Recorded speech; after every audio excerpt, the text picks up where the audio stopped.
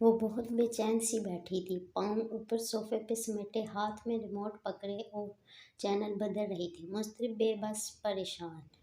Smart T V کی screen پہ پورے میوزک کے ساتھ اشتہار چل رہا تھا۔ وہ غائب دماغی سی اسکرین کو دیکھ رہی تھی، جہاں موبائل کمپنی کے لوگو کے ساتھ غیر تصدیق شدہ سم کا استعمال قانوناً جرم ہے، PTA لکھا آ رہا تھا۔ جانے کا پاز بٹن اس سے دبا اور اشتہار وہیں رک گیا۔ وہ اتنی دور بھٹکی ہوئی تھی کہ پلے بھی نہ کر سکی۔ دروازے میں فاطمہ بیگم کی شکل دکھائی دی۔ وہ تھکی سی اندر داخل ہو رہی تھی۔ حیا ریموٹ پھینک کر تیزی سے اٹھی۔ کیا بات تھی؟ سائمہ تائی نے کیوں بلوایا تھا؟ وہ بے چینی سے ان کے قریب آئی۔ ارم کے رشتے کے لیے جو لوگ اس روز آئے تھے، وہ نڈال سی کہتی صوفے پہ بیٹھی۔ ہاں، کیا ہوا انہیں؟ وہ دھک دھک کرتے دل کے ساتھ ان کے نزدیک بیٹھی۔ انہوں نے انکار کر دیا ہے، حالانکہ رشتہ مانگ چکے تھے، اور حیا کا دل بہت اندر تک ڈوب کر ابھرا تھا۔ کیوں انکار کر دیا؟ اس کو اپنا سانس رکتا ہوا محسوس ہو رہا تھا۔ کوئی وجہ نہیں بتاتے، بس ایک دم پیچھے ہٹ گئے ہیں۔ سائمہ بھابھی بہت اپسیٹ تھیں، مگر کچھ تو کہا ہوگا۔ بس یہی کہا ہے کہ ہم نے کسی آزاد خیال اور بے پردہ لڑکی کو بہو بنا کر اپنی عاقبت نہیں خراب کرنی۔ وہ متحیر رہ گئی۔ چند روز قبل سنا تائی کا فکر سماعت میں گونجا تھا، جب فرقان نے سختی کی کہ بھلا ایسی بے پردہ اور آزاد خیال لڑکی کو اپنی بہو بنا کر ہم نے اپنی آخرت بگاڑنی ہے کیا؟ تب کہیں جا کر وہ مانا۔ کیا اس کو مکافات عمل کہتے ہیں؟ کیا دوسروں کی بیٹیوں پہ انگلیاں اٹھانے والوں کے اپنے گھروں پہ وہی اٹھی انگلی لوٹ کر آتی ہے؟ اتنی جلدی بدلے ملنے لگتے ہیں؟ مگر وہ خوش نہیں ہو پائی۔ اگر بات کھل جاتی تو اصل بدنامی تو اسی کے حصے میں آتی۔ ارم کو تو شاید اس کی ماں حیا نے اسے بگاڑا ہے کہہ کر درمیان سے نکال لیتی، اور بات تو اب بھی کھل سکتی تھی۔ وہ ویڈیو تو اب بھی انٹرنیٹ پہ موجود تھی۔ خیر، ارم کو کون سی کمی ہے رشتوں کی؟ فاطمہ بیگم اٹھ کر کچن کی جانب چلی گئی تھی اور وہ صوفے پہ گر پڑی۔ ٹی وی اسکرین پہ وہ اشتہار ابھی تک رکا ہوا تھا۔ وہ بس خالی نگاہوں سے اسے دیکھتی گئی۔ غیر تصدیق شدہ سم کا استعمال قانوناً جرم ہے، PTA۔ اب شاید ارم کے لیے کبھی کوئی رشتہ نہ آئے۔ آیا بھی تو یہی ہوگا جو اس دفعہ ہوا تھا، اور ہر کوئی ان کی طرح تو نہیں ہوگا کہ بات دبا جائے۔ کسی نے منہ پہ ساری بات کر دی تو خدایا وہ کدھر جائیں گی؟ غیر تصدیق شدہ سم کا استعمال قانوناً جرم ہے، PTA۔ وہ بے خیالی سے اسے تکتی سوچوں کی الجھن سے نکل کر ایک دم چونکی۔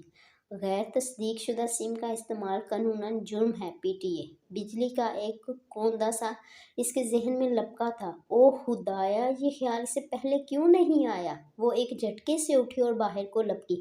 ارم وہ بہت زور سے چلاتے ہوئے حیا نے اس کے کمرے کا دروازہ کھولا۔ ارم موبائل پکڑے بیڈ پہ بیٹھی تھی۔ دروازہ کھلنے پہ گڑبڑا کر موبائل سائیڈ پہ رکھا۔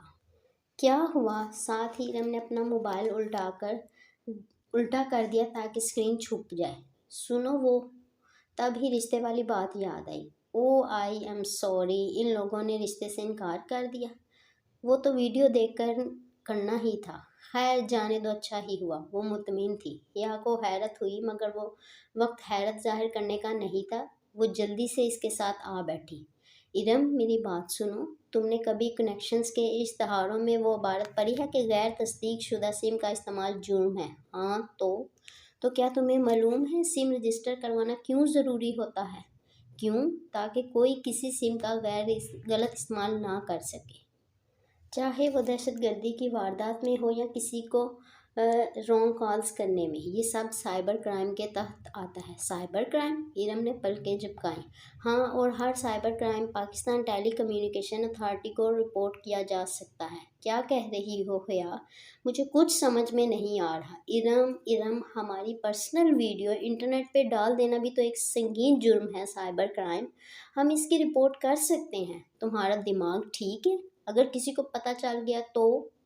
پتہ تو تب چلے گا جب ہم اس ویڈیو کو وہیں رہنے دیں۔ 4 دن سے میں یہ سولی پہ لٹکی ہوں۔ اب اس مسئلے کو ختم ہو جانا چاہیے۔ مگر ہم کس کو رپورٹ کریں گے؟ وہ نیم رضامند ہوئی تو حیا نے جھٹ اپنا موبائل نکالا۔ पी टी ए को दरवाज़ा बंद करो, मैं अपने कनेक्शन की हेल्पलाइन से पी टी ए का नंबर लेती हूँ।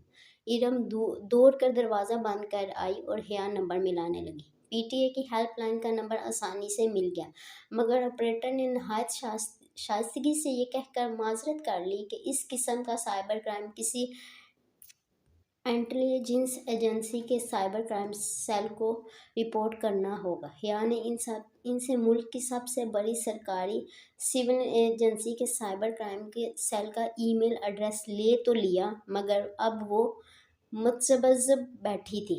ये इंटेलिजेंस वाले ख़तरनाक लोग होते हैं इरम, मगर अब ये करना तो है ना, और वाकई करना तो था। इरम ने लैपटॉप खोला और फिर बहुत बहस व तमहीज़ के बाद उन्होंने एक कंप्लेंट लिखी और इस पते पे भेज दी जो पीटीए से इनको मिला था। बमुश्किल 10 मिनट ही गुजरे थे कि हिया का मोबाइल बजा। इसने मोबाइल उठाकर देखा, चमकती स्क्रीन पे अंग्रेज़ी में प्राइवेट नंबर कॉलिंग लिखा आ रहा था, साथ कोई नंबर वगैरह नहीं था।